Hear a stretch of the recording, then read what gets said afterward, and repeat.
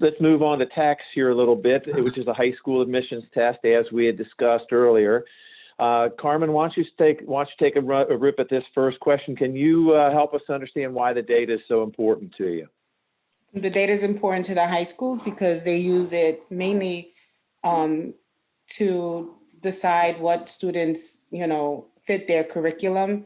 They don't want to, bring students in that are going to struggle. So they look at the scores to make sure that, students they do accept will be able to, keep up with them. They also, some other schools use it for scholarship purposes. The student as well. They offer the student, some scholarship money upon their entrance or decision to come up on board. So this is a high stakes test for you folks, because the scholarship money that could be at risk or in play. Brother Joe, anything to add? We do the same thing here. We have used our test and now tax this year for the same purposes, mostly for admissions and ranking and getting in. Nowadays, most of the schools pretty much are taking most everybody. So it's not as critical. It's just a basic now. They use it for, again, scholarships at the top end, or also to see what kind of background they have. This year in particular was why we switched to the tax, because you had the online version so that we have a common ground, a leveling, so the Catholic elementary schools versus the public schools, and even within that system, we have no idea what those grades mean.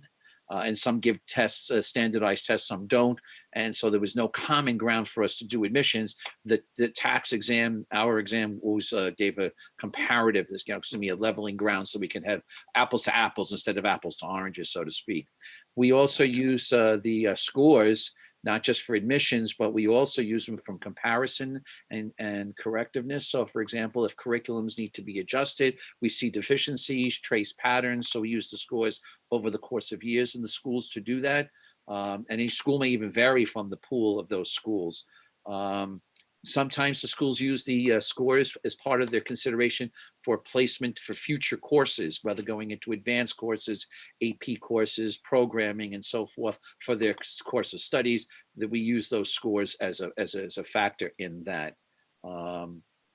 And then also to see if there's any differences between the schools. So for example, we use the entrance exam scores, we give them out to the elementary schools so they can see where their kids are, how their kids fare with regards to the other local percentiles, national percentiles, et cetera. So it can help augment and identify areas of improvement for the Catholic elementary schools.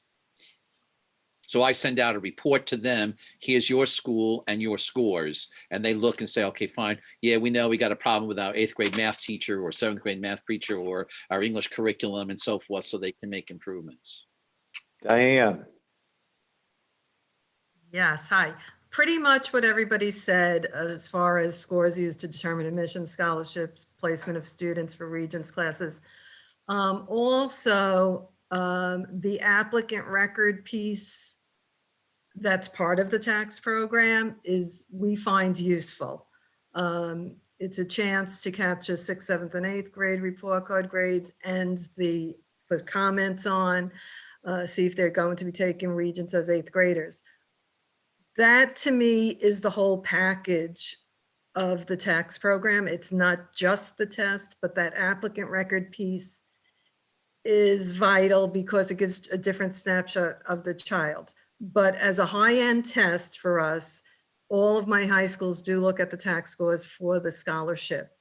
But what their cutoff is for their scholarship is at their own discretion, because each one is very individual. They're not all under the auspices of the diocese. So they all do have their own boards.